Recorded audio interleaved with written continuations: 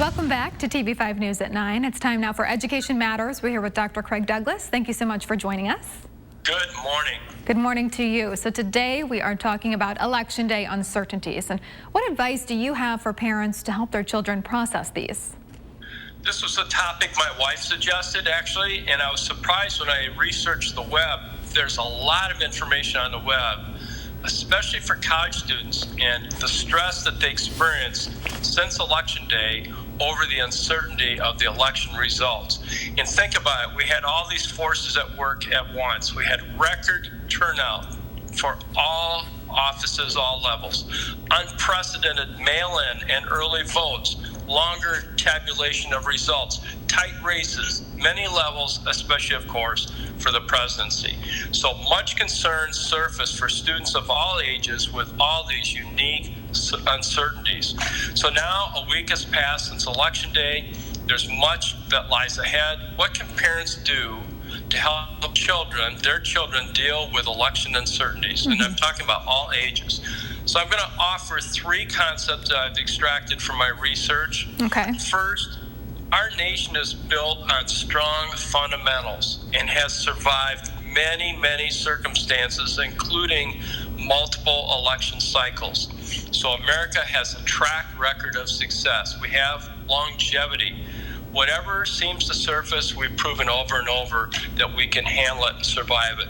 For me, one of the first uncertainties in my career was my first year teaching when Watergate occurred. If you think back to the early 70s, I know that sounds like a long time ago, but Nixon and Agnew had swept the 72 election in landslide results, and then Agnew resigned in disgrace. And a replacement was appointed for him. That was Gerald Ford.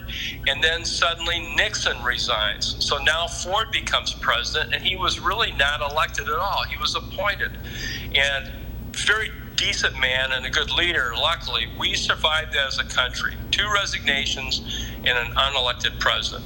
So these were uncharted waters that I offer as an example of how our nation seems to survive quite well overall because of our core beliefs and our track record of success.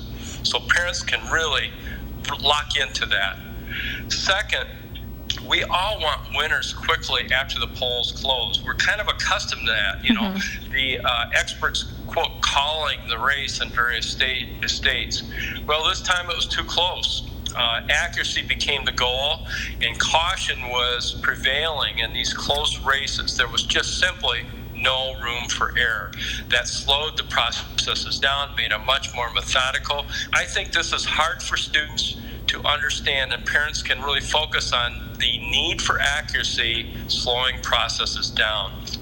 Last and not least, tempers flare in these close contests. Sometimes words get uttered into microphones that we cringe at. The one that really got me was the use of the words rigged election.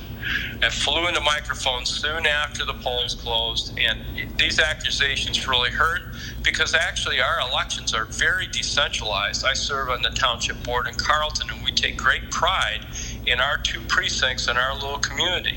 And this is extrapolated all across America.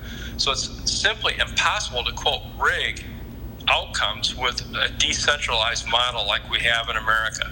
Students can be reminded of this when they hear rhetoric like I'm citing.